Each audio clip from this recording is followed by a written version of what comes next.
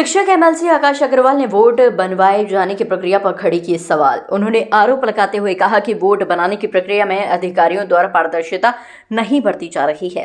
अनेक शिक्षकों के फॉर्मों को जिला विद्यालय निरीक्षक द्वारा निरस्त कर दिए जाने पर भी कड़ी आपत्ति जाहिर की गई है। ये आगरा खंड शिक्षक निर्वाचन क्षेत्र के लिए शिक्षक वोट बन रहे हैं और आज 6 नवंबर को अंतिम तिथि है इसकी प्रथम राउंड की।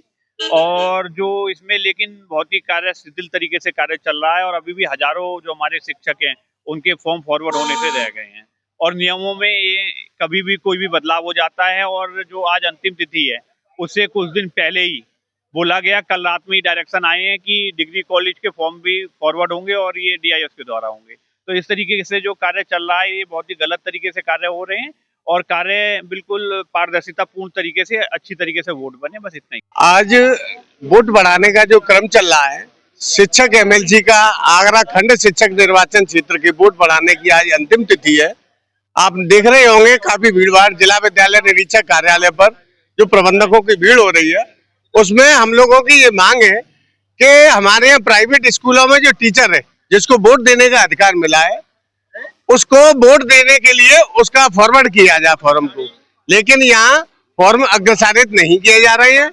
यूपी MSP एक साइड होती है यूपी बोर्ड की जिसपे शिक्षक का पूरा डाटा रहता है, तो उनको ये लोग मिलान कर रहे हैं उससे और जो टीचर नहीं मिल पा रहा उनको फॉर्मों को रिजेक्ट कर रहे हैं।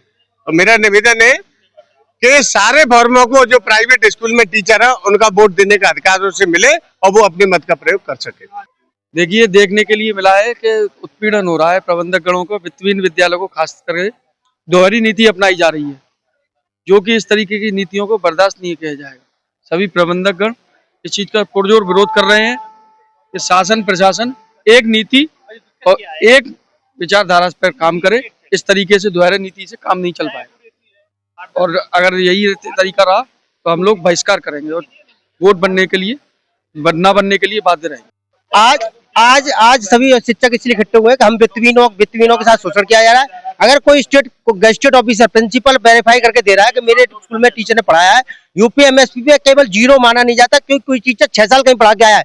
जो यूपी MSP पे अगर 0 है तो वो जिस स्कूल में पढ़ाता है वहाँ शून्य से दिखाया जाएगा। इसलिए उनका 3 साल का अनुभव है तो पुराने विद्यालयों को पता जानकारी करी जाए, यूपी MSP से फर्जी वोट न माने जाए। और यूपी MSP बहुत सारे टीचर चढ़ नहीं पाते, साइड केवल 8 दिन के लिए खुलती है और वो बंद हो जाती है।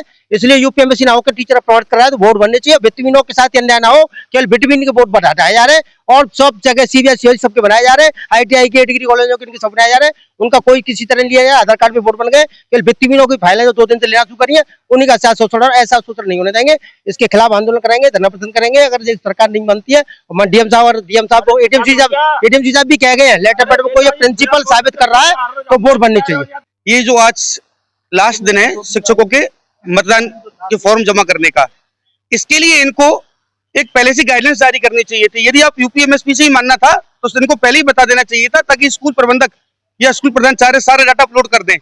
अब अचानक ये बोल रहे हैं कि यूपी MSP से हम मान्य करेंगे। ठीक है, आप यूपी MSP से मान्य कीजिए, लेकिन CBSE के लिए क्यों नहीं है नियम? ये डिग्री कॉलेज के लिए नियम क्यों नहीं है? केवल हमारे यूपी बोर्ड के वित्तहीन विद्यालयों के लिए नियम है ये? हमारा यूपी बोर्ड का शिक्षक को केवल वोट देने का अधिकार मिला है, इसके खिलाफ भी ये लोग आवाज उठा रहे हैं। हम इस चीज को नहीं सहन करेंगे। यदि ये हमारे वोट नहीं बनाएंगे तो हम यहाँ धरना प्रदर्शन करेंगे। धन्यवाद।